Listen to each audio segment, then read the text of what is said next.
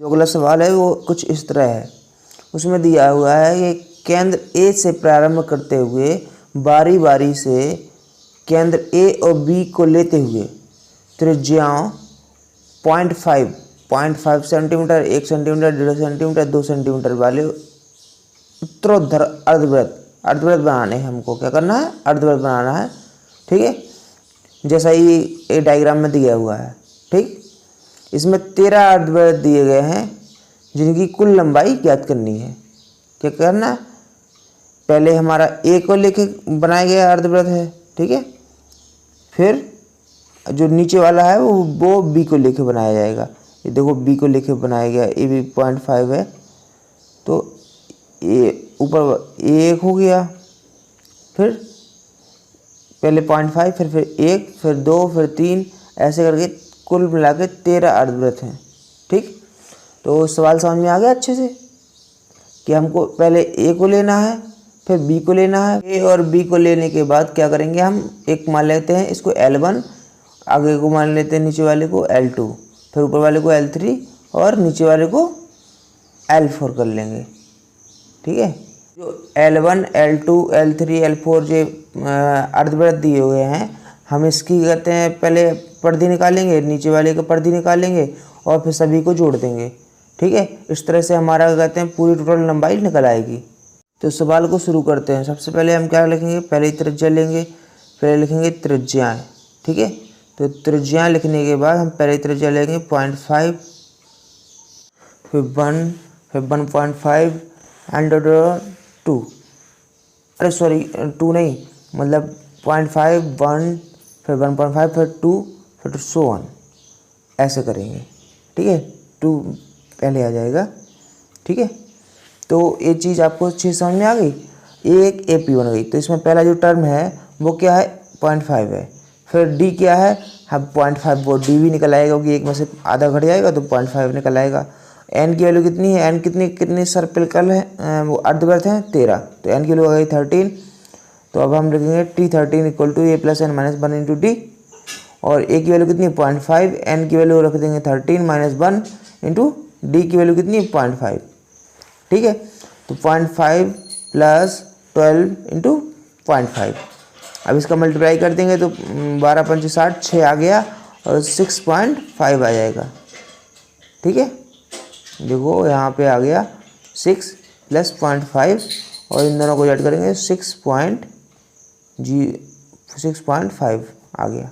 ठीक है, तो हमारा 13वां पद आ गया है। अब हम क्या करेंगे? हम ले लेते हैं कि कुल अर्धवृत्तों की लंबाई। तो हम क्या कहते हैं? यहाँ पे ले लेते हैं और यहाँ लिखते हैं कुल अर्धवृत्तों की लंबाई। अब हमने कुल अर्धवृत्तों की लंबाई ले ली है, तो अब हम क्या करेंगे? एक मतलब अर्धवृत्त की लंबाई है C1 मान ली है। ठीक है, तो एक अर्धवृत्त क्या होगा? C1, तो C1 लिखते हैं। C1 प्लस दूसरा अर्धवृत्त C2, तो उसको C2 भी लिख लेंगे। C2, C3, C4 ऐसे करके C13 तक आया, क्योंकि 13 अर्धवृत्त हैं तो कुल कितने आएंगे? 13 अर्धवृत्त आएंगे। तो हम सारे अर्धवृत्तों की जो परिधियाँ हैं उनको हम क्या करेंगे? जोड़ देंगे इकट्ठा। तो हमें क्या मिल जाएगी? कुल अर्धवृत्तों की लंबाई निकल आएगी, मतलब पूरी रस्से की माप निकल आएगी। तो अर्धवृत्त पाई अर्धवृत्त कितना होता है? पाई आर होगा, क्योंकि क्या होता है पूरा परिधि कितनी थी? 2πr होती है। तो πr1, πr2, πr3 ऐसे करके πr13 तक कर देंगे। पाई ले लेंगे यहाँ कॉमन, तो यहाँ पे अंदर क्या आ जाएगा? R1 + R2 + R3 + R4 ऐसे करके सो ऑन R13 तक चला जाएगा। ठीक, और फिर क्या करेंगे? पाई की वैल्यू हमें पता है 22/7। ठीक है, अब R1, R2, R3 ऐसे R13 तक जाएगा। ठीक, तो R1 की वैल्यू कितनी है? 0.5, 1 + 1.5 + 2 + सो ऑन, कहाँ आएगा? T13 तक। T13 कितना है? 6.5, जो कि वो वहाँ पर दिया हुआ है। ठीक है, आप चाहो तो इसको अगर डायरेक्ट निकालना चाहो तो डायरेक्ट भी निकाल सकते हो। ठीक है, और इसमें कहते हैं आपको आपकी चॉइस है, ऐसा कुछ है नहीं है। तो हम यहाँ पे आपकी क्या है? चॉइस है। ठीक, अब आपको क्या करना है, वैल्यू रखनी है। तो 22/7 और हम क्या करते हैं इसका क्या रखेंगे n/2 है 2a plus n minus 1 into D, इसमें वैल्यू रखेंगे। तो n कितना है 13/2 और क्या रखेंगे 2a, तो 2 इंटू 0.5 प्लस n माइनस 1, तो n कितना है 13 माइनस 1 इंटू डी की वैल्यू कितनी है 0.5। मेरे बीच में आ जाने के बाद आपको दिखाई नहीं दे रहा है, हाँ, लेकिन क्या करते हैं अब कैलकुलेशन करते हैं। कैलकुलेशन 22/7 इंटू 13/2 और क्या करते हैं 6.5 और प्लस 0.5 जोड़ देंगे तो 7 हो जाएगा 7, और यहाँ पे 22/7 जो बाहर है बिल्कुल, तो उससे 7 से 7 कट जाएगा, कैंसिल आउट हो जाएगा, ठीक। और 2 से हमने 22 को काट दिया तो 11 इंटू 13 हो गया। इन दोनों का मल्टीप्लिकेशन करेंगे तो कितना आ जाएगा 143, ठीक है। अब ये 143 किस में आया 0.5 मीटर में दिया था, तो ये क्या लिखेंगे हम फाइनली मीटर लिख देंगे, यहाँ पे क्या लिख देंगे मीटर। तो ये आपका फाइनल आंसर हो जाएगा। तो कुल अर्धवृत्तों की लंबाई कितनी हो जाएगी 144 मीटर, ठीक है। जैसे एक और क्वेश्चन दिया है, 7वां क्वेश्चन दिया है। 7वां क्वेश्चन क्या दिया है, एक समांतर श्रेणी के 8 पदों का योग 64 है, ठीक है। 19 पदों का योग 361 है। तो श्रेणी के n पदों का योग ज्ञात कीजिए, एक पद ज्ञात कीजिए। क्या दिया है समान श्रेणी के 8 पदों का योग, मतलब S8 दे दिया है कितना 64 और 19 पदों का योग, 19 पदों का योग दे दिया है 361। तो श्रेणी के SM पदों का योग ज्ञात कीजिए, ये पूछेगा। समझ में आ गया तो बहुत अच्छी बात है, मैं तो समझा रहा हूँ। उसमें दिया हुआ है कि 8 पदों का योग 64 है और 19 पदों का योग 361 है। तो n पदों का योग बताओ, ये पूछा है बेसिक। वैसे निकालना चाहें तो हम क्या कहते हैं 8 का देखो 64 हो गया, 19 का 361 हो गया, तो n का n स्क्वायर हो जाएगा।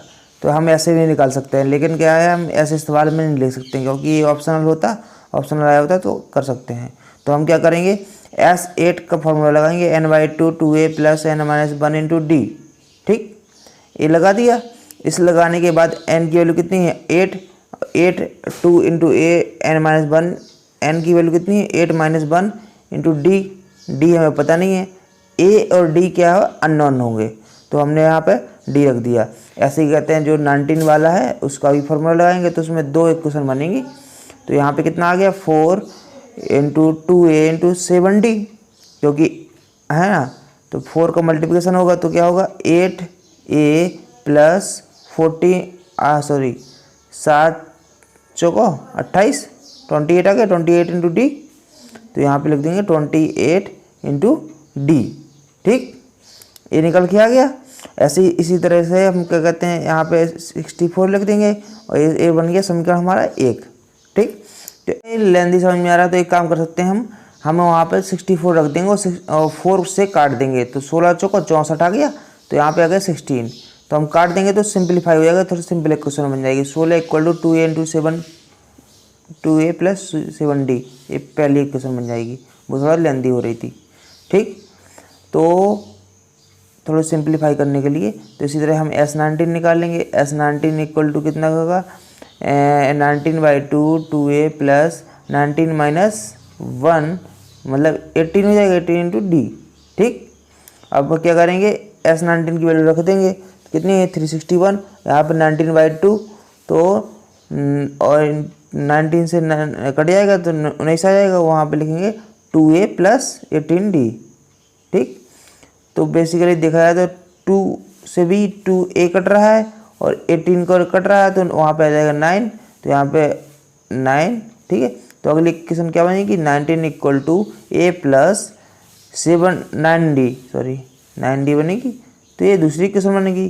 तो एक ए हो गई, एक ए वो हो गई, ठीक है। तो ये दोनों को हम क्या करेंगे सॉल्व कर लेंगे तो हमारा ए और डी की वैल्यू निकल आएगी। तो मैं यहाँ पे ले लेता हूँ एक इक्वेशन फर्स्ट वाली। 16 = 2a प्लस 7d, ठीक। एक इक्वेशन ये बन गई। दूसरी इक्वेशन क्या बनी 19 = a प्लस क्या 9d। अब देखो इसमें कोई भी टर्म एक सा नहीं है। तो क्या करेंगे, हम नीचे वाले में 2 का मल्टीप्लाई कर सकते हैं, ठीक है। नीचे वाले के तो साइन चेंज हो जाते हैं, लेकिन क्या है कि यहाँ पे 2 का मल्टीप्लाई करना पड़ेगा हमको। तो जो हमने 2 काट दिया वो गलत काट दिया हमें लगता है, ठीक है। तो 2 को हम मल्टीप्लाई कर देंगे यहाँ पे, या फिर एक काम कर लेते हैं हम, जो समीकरण 2 है यहाँ नीचे सीधे सीधे कर देते हैं और यहाँ पे इसको मिटा के रफ करके वहाँ डायरेक्ट इक्वेशन रखेंगे, क्योंकि 2 बार लिखना पड़ेगा। तो मैं क्या करता हूँ, यहाँ पे ये वाला जो ऊपर वाला है इसको हम क्या कर देते हैं, रफ कर देते हैं, ठीक। इसको रफ कर देंगे और यहाँ जो समीकरण 2 लिखा है इसमें हम 2 का मल्टीप्लाई कर देंगे और यहाँ पे डायरेक्ट वैल्यू पुट कर देंगे।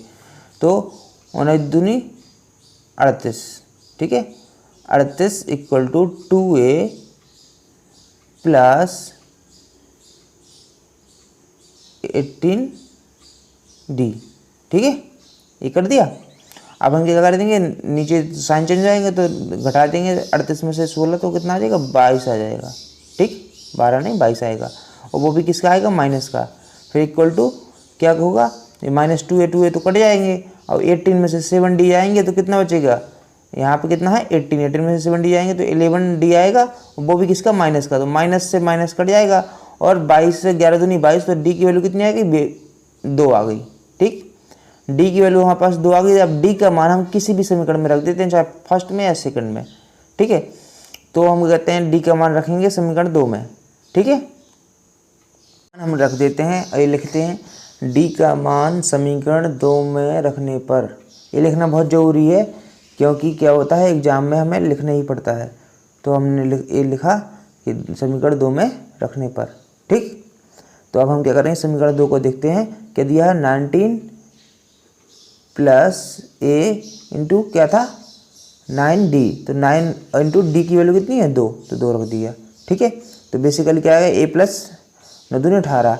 तो यहाँ पे क्या आ गया, 18 घट जाएगा उसमें, तो 1 हो जाएगा, ठीक है। पक्षांतर करेंगे ना, 19 में से 18 घट जाएगा तो 1 बचेगा। तो a की वैल्यू हमारे पास आ गई, d की वैल्यू हमारे पास आ गई। अब हम क्या करेंगे, SN निकालेंगे। SN का फॉर्मूला लिखेंगे n/2 2a plus n-1 into D. ये तो कई बार बता चुका हूँ। क्या कैमरा बिल्कुल पीछे लगा है तो दिखाई नहीं देता है बार बार, तो हम वैल्यू रख देते हैं n/2। तो n की वैल्यू हमें पता नहीं है, ठीक है। 2a 1 n-1 इंटू डी की वैल्यू कितनी है, 2। तो हम इसको सॉल्व करेंगे। सॉल्व करने के बाद देखो 2 से कट जाएगा, ये पूरा कॉमन है, क्योंकि 2 अलग अलग टर्म है, ए वाला टर्म अलग है, ए वाला टर्म अलग है, ठीक है। ये वाला दोनों टर्म अलग अलग है, तो 2 से 2 को काट दिया हमने। तो कॉमन लेंगे तो कॉमन निकल आएगा। तो यहाँ पे आएगा 1 प्लस n-1, ये आएगा 1 प्लस n-1। तो 1 से 1 कट जाएगा। अब अंदर कोष्ठक के अंदर एक n बचा और बाहर एक n है, तो दोनों का मल्टीप्लिकेशन होगा तो क्या आ जाएगा, n² आएगा। तो बेसिकली SN की वैल्यू कितनी आई, n²। देखो यही चीज़ मैंने पहले शुरुआत में भी बोली थी कि क्या आएगा, n² आएगा, क्योंकि देखो साफ साफ उस सवाल में भी दिख रहा है कि S8 मतलब जो है 64 है, S19 कितना है, 361 है, मतलब चलो अब हम दूसरा सवाल लेते हैं। ये सवाल काफ़ी अच्छा है। चलो मैं सवाल को समझाता हूँ कि 200 लट्ठों को डेयरी के रूप में इस प्रकार रखा गया है। 200 लट्ठे हैं, उनको डेयरी के रूप में इस प्रकार रखा गया है कि सबसे नीचे वाली पंक्ति में 20 लट्ठे, ठीक है। सबसे नीचे वाली पंक्ति में 20 लट्ठे, उससे अगली वाली पंक्ति में 19, उससे अगली में 18, 17, ऐसे करके ये 200 लट्ठे कितनी पंक्तियों में रखे गए हैं और सबसे ऊपर वाली पंक्ति में कितने लट्ठे हैं ये बताना है। तो सबसे नीचे वाले में कितने हैं, 20 हैं, उससे ऊपर वाले में कितने हैं, 19 है, उससे ऊपर वाले में कितनी है, 18 है, 17 है, ऐसे करके बताना है कितनी पंक्ति में 200 लट्ठे रखे गए हैं, ठीक। ये चीज़ हमें क्या करना है, फाइंड आउट करनी है। और साथ में ये भी बताना है कि सबसे ऊपर वाली जो पंक्ति है उसमें कितने लट्ठे रखे गए हैं, ठीक है, ये भी बताना है। सबसे ऊपर वाली पंक्ति में कितने लट्ठे रखे हैं ये बताना है, ठीक है। बताना क्या है, लिख देता हूँ। सबसे ऊपर वाली पंक्ति में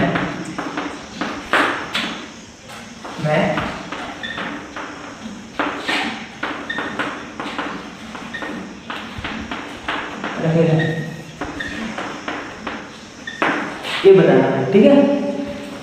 ये चीज समझ आ गई, ठीक।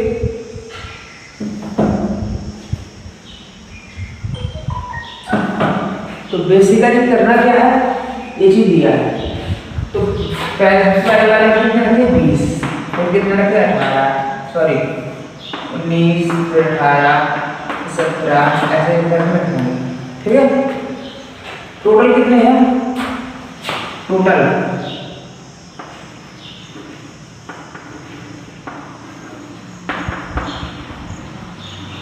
200 है। टोटल ब्लॉक्स का मतलब क्या है? ऐसे बेसिकली क्या है इसका मतलब Sn, ठीक है, Sn है। तो हमें क्या निकालना है? Sn निकालना है। तो Sn का फॉर्मूला क्या होता है? ठीक है, तो हम क्या निकालेंगे? A दिया है, B दिया है। चलो अभी हम यहाँ पर निकाल लेते हैं। A बराबर कितना दिया है? 20, B बराबर कितना दिया है? -1। दो चीज़ों को मिला के -1 बचेगा। अब हम निकाल देते हैं Sn बराबर। यहाँ तक आवाज़ अभी क्लियर थी। तो अब हम बात करेंगे, तो हम क्या करेंगे, अब निकालना है हमें Sn निकाल लेंगे। तो n/2 2a + n-1 into D. क्यों Sn? क्योंकि हमारे पास 200 लट्ठे हैं, इसमें फॉर्मूला में रखेंगे। हमारे पास कितनी पकती है? बेसिकली निकालना क्या, हमें n की वैल्यू निकालनी है। ठीक है, a और हमारे पास d पता है, तो हम क्या रखेंगे? n तो हमें पता नहीं है, तो हम n की वैल्यू क्या रखेंगे? n/2 रखेंगे। ठीक है, तो Sn बराबर हम यहाँ रख देंगे 200, क्योंकि कुल लट्ठों की संख्या कितनी है? 200। n/2 2a की वैल्यू कितनी है? 2 × 20, 20 दिया है क्योंकि पहला टर्म। 2 × 20 n-1 इंटू डी की वैल्यू कितनी निकली है?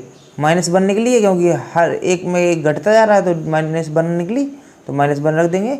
और ठीक, आगे क्या करेंगे? n/2, अब इसको सिंप्लीफाई करेंगे, तो यहाँ पे n/2 का n/2 ही आ जाएगा। ठीक है, 2 को चाहो तो हम क्या कहते हैं? मल्टीप्लाई कर लेते हैं, तो यहाँ पे 40 हो जाएगा। फिर कितना आ जाएगा? अंदर कितना आ जाएगा? 40 प्लस -1 का मल्टीप्लिकेशन होगा तो क्या होगा? 1 - n रख दें, क्योंकि -1 का मल्टीप्लाई होगा तो साइन चेंज होगा सिर्फ। ठीक है, तो हम एक काम कर लेते हैं। फिर इसके बाद क्या करेंगे? इसको अच्छे से सिंप्लीफाई कर लेते हैं। अगर आप लोग सोच रहे होंगे कि मैंने सब जगह छोटा कोष्ठक लगाया है, तो मंझला कोष्ठक भी लगा सकते हैं, क्योंकि छोटा ब्रैकेट अंदर आता है, बाहर गया होना चाहिए, मंझला ब्रैकेट होना चाहिए। ठीक है, बोर्ड मास के नियम के अनुसार ऐसे कोई ज़्यादा फर्क नहीं पड़ता है। ठीक है, फिर भी देखो यहाँ पे मिस्टेक हो गई है। वहाँ पे देखो 20 लिखा है, तो 20 की जगह पे 200 करना था। 200 लट्ठे थे, क्योंकि तो मल्टीप्लाई 400 लट्ठे होंगे। ठीक है, तो यहाँ पे क्या लिखेंगे हम? बेसिकली 40n मल्टीप्लाई हो गया n का, फिर यहाँ पे n का मल्टीप्लाई होगा तो कितना आ गया? n, और फिर माइनस का n² होगा, तो n - n²। ठीक है, इतना होगा। तो ये क्या बन गई? क्वाड्रेटिक बन गई 2 के टर्म की, इक्वल टू में 400 रख देंगे। तो अब हम इसको क्या करेंगे? इसको सॉल्व करते हैं। तो सॉल्व करने के लिए मैं यहाँ पे ले लेता हूँ। ठीक, तो अब क्या करेंगे? इसको सीधे सीधे लिख देते हैं। क्या लिखेंगे? n², ठीक है, -n। ठीक है, अब 40n है, तो दोनों को जुड़ जाएंगे तो 41n हो जाएगा, प्लस 400। अब प्लस 400 कैसे ले लिया? हमने जो इस साइड का पूरा सिस्टम है, इसको हमने उस साइड ट्रांसफ़र कर दिया। मतलब राइट हैंड साइड को हमने लेफ्ट हैंड साइड में ले गए, तो हमारा क्या हो गया? n² प्लस का हो गया, और माइनस का 41n हो गया, और जो 400 है वो प्लस का ही रहा। ठीक है, इक्वल टू में 0 कर दिया। तो ये क्या बन गई? एक क्वाड्रेटिक बन गई। तो हम क्या करेंगे? श्रीधराचार्य का फॉर्मूला लगा देते हैं। ठीक है, अब हम श्रीधराचार्य का फॉर्मूला सबको जानता होगा, क्या है? n = b plus minus √b² - 4ac, ठीक है, अपॉन 2a। ये चीज़ जानते हैं? नहीं जानते तो अब इसकी क्लास कभी लूँगा तो बताऊँगा मैं। तो a की वैल्यू कितनी है? जो बीच वाला n का कोफिशिएंट होता है वो हमारा क्या होगा? b हो गया, और जो n² है उसका टर्म क्या होता है? a होता है। कोफिशिएंट मतलब गुणांक। ठीक है, तो अब बात करते हैं हम। तो 41 × 41 करेंगे, b² है, -4 × a की वैल्यू कितनी है? ये 1, और c की वैल्यू कितनी है? 400, तो 400 रख दिया, अपॉन 2a। 2a कितना होगा? 2 अकेला होगा, क्योंकि a की वैल्यू तो 1 है। ठीक, अब इसको हम सिंप्लीफाई करेंगे। हाँ, तो हम क्या करेंगे? 41 प्लस माइनस √, अब 41 × 41 है, तो इन दोनों का मल्टीप्लिकेशन करेंगे। तो पहले इसका मल्टीप्लिकेशन करेंगे तो कितना है? 41, और फिर कितना आएगा? 164, दोनों को ऐड करेंगे तो कितना आएगा 1861 ये आएगा। तो कितना आ गया 1681। तो हम यहाँ पे लिख देते हैं कितना है 1681, तो 168, ठीक है। माइनस अब इसका 400 इंटू 1 इंटू 4, तो 4 16, तो यहाँ पे 1600 हो जाएगा, ठीक है। और डिवाइड बाई कितना हो जाएगा 2, ठीक है। तो अंडर रूट के अंदर कितना आएगा 81 आएगा बेसिकली। तो 41 प्लस माइनस अंडर रूट 81 होगा, तो अंडर रूट 81/2, ठीक है। तो अब अंडर रूट जो 81 है इसका वर्गमूल कितना होगा 9। तो अब मैं ऊपर ले लेता हूँ, तो ऊपर चलते हैं। जो दिया है 41 का, तो 41 जो को रख देंगे, उसका प्लस माइनस अंडर रूट 9 कर देंगे, प्लस माइनस 9 आ जाएगा अंडर रूट 81 का, ठीक है। तो एक बार प्लस लेंगे एक बार माइनस लेंगे, तो एक बार प्लस लेंगे तो कितना हो जाएगा 9 जुड़ जाएगा, तो कितना हो जाएगा 50/2 मतलब 25, और दूसरा कितना घट जाएगा, तो कितना बचेगा घट जाएगा, तो कहते हैं बचेगा 32, ठीक है। 32/2 मतलब 16, ठीक है। तो ये चीज़ समझ में आ गई अच्छे से। तो ये हमने कितना आ गया 25 और 16, तो 25 और 16 क्या आया n की वैल्यू आई, तो या तो 25 पंक्ति है या 16, ठीक है। तो अब दो में से एक ही होगी। तो हम क्या करेंगे कि L बराबर निकालेंगे, तो L की वैल्यू रखेंगे कहते हैं a + n - 1 इंटू डी, ठीक है। तो इसमें हम एक बार 25 लेंगे एक बार 16 लेंगे, तो देखते हैं अगर एक की वैल्यू नेगेटिव आएगी एक की वैल्यू पॉजिटिव आएगी, जिसकी वैल्यू पॉजिटिव आएगी तो वो सही है और दूसरी वैल्यू क्या होगी गलत हो जाएगी। तो हमने क्या लेंगे पहले लेंगे हम 25, ठीक है। तो हम क्या कर लेते हैं, क्योंकि ए की वैल्यू कितनी है 20, फिर n कितना दिया है 25, ठीक है। तो ये 24 हो जाएगा फाइनली, और डी की वैल्यू कितनी है -1, तो देखो -24 हो रहा है, तो ये माइनस में आ रहा है। अंतिम पद क्या किस में आ रहा है माइनस में, तो माइनस का कोई मतलब नहीं बनता, क्योंकि लट्ठे तो कहते हैं प्लस में ही होंगे, है ना। माइनस में कोई नहीं आ रहा, तो क्या है n की वैल्यू जो 25 है वो क्या हो गई वो रॉन्ग हो जाएगी, और हमारी जो 16 है वो क्या हो जाएगी वो फाइनल वैल्यू होगी। तो n बेसिकली कितने हैं 16, मतलब कितनी पंक्ति होंगी लट्ठों की 16 पंक्तियाँ होंगी लट्ठों की, ठीक है। फाइनली ये चीज़ आ गई समझ में। और सबसे ऊपर वाली पंक्ति में कितने लट्ठे होंगे उसके लिए हम क्या करेंगे n की वैल्यू 16 रखते हैं और l निकालते हैं, तो 16 रखे l निकाल लेंगे। तो क्या रखा हमने 20 प्लस यहाँ पे आ गया 15 माइनस का आएगा 15, क्योंकि माइनस है लास्ट में मल्टीप्लिकेशन में, तो -1 के कहते हैं मल्टीप्लिकेशन करेंगे, तो फाइनली वैल्यू कितनी आ गई 5। ये 5 क्या आ गई l की वैल्यू, जो सबसे ऊपर वाली पंक्ति होगी वो उसका मान कितना होगा 5, मतलब उसमें लट्ठों की संख्या कितनी होगी 5। ये हमारा फाइनल आंसर है। एक आ गई हमारी n बराबर 16 और एक आ गया हमारा l बराबर 5, ये हमारी फाइनल वैल्यू हो जाएगी। तो इस तरह के सवाल जो है लगाते हैं। तो आगे हम क्या कहते हैं, अब दूसरा एक और सवाल लेते हैं बढ़िया सा मज़ेदार, ठीक है। तो कहीं कोई डाउट हो तो कमेंट करके जरूर बताइएगा। चलो आगे हम क्या कहते हैं रफ करते हैं, ठीक। चलो तो ये क्या कहते हैं सवाल का मैं डायग्राम बना दे रहा हूँ। इसमें क्या दिया गया है कि जो क्रमागत डंडे हैं परस्पर डंडे 25 सेंटीमीटर दूरी पर हैं, ठीक है। डंडों की लंबाई समान रूप से क्या है घटती जा रही है। हाँ, जो कुल डंडों की बीच की दूरी है, जो सबसे ऊपर वाले और सबसे नीचे वाले डंडों की बीच की दूरी वो कितनी है 2.5 मीटर दी हुई है। कितनी दी है 2.5 मीटर। और जो सबसे निचले डंडे की लंबाई है वो कितनी है 45 सेंटीमीटर है, ठीक। और जो सबसे ऊपर वाले डंडे की लंबाई कितनी है 25 सेंटीमीटर है। तो बताना है कि डंडों को बनाने के लिए जो लकड़ी की ज़रूरत पड़ी है कुल लंबाई बतानी है, मतलब सारे डंडों की लंबाइयों का योग बेसिकली, ठीक है। सवाल समझ में आ गया कि जितने भी डंडे हैं उन सभी डंडों की कुल लंबाई निकालनी है, ठीक है। और जो सबसे नीचे वाला डंडा है वो 45 सेंटीमीटर का है, जो सबसे ऊपर वाला है वो 25 सेंटीमीटर का है। और दोनों सबसे ऊपर और सबसे नीचे वाले डंडे के बीच की दूरी जो इतनी है 2.5 मीटर है सेंटीमीटर। और कितनी दूरी पर लगे हैं 25 सेंटीमीटर की दूरी पर सारे डंडे लगे हुए हैं, ठीक है। तो सवाल समझ में आ गया होगा। ठीक, तो अब हम क्या कहते हैं, इसको सॉल्व करते हैं। कैसे सॉल्व करेंगे?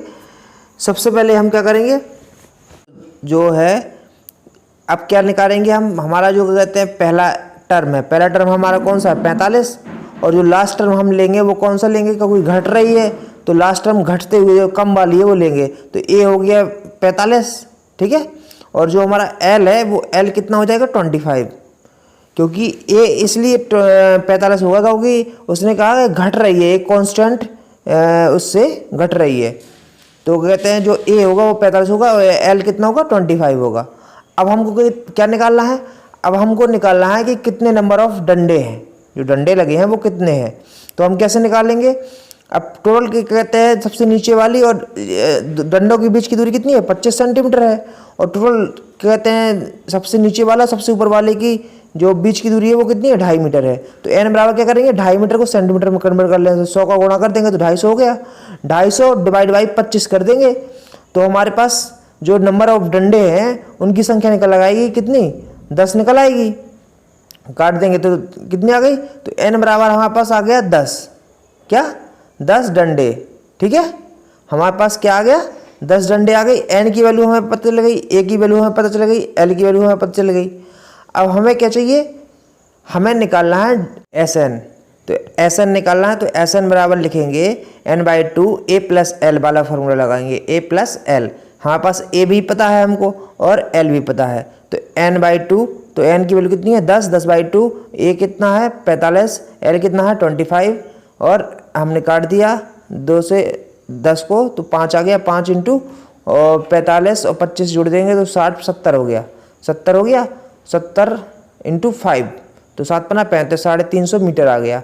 तो टोटल कहते हैं डंडे की लंबाई जो कुल मिलाकर हम निकालेंगे वो कितनी निकल के आएगी, वो 350 मीटर निकल के आएगी, ठीक है।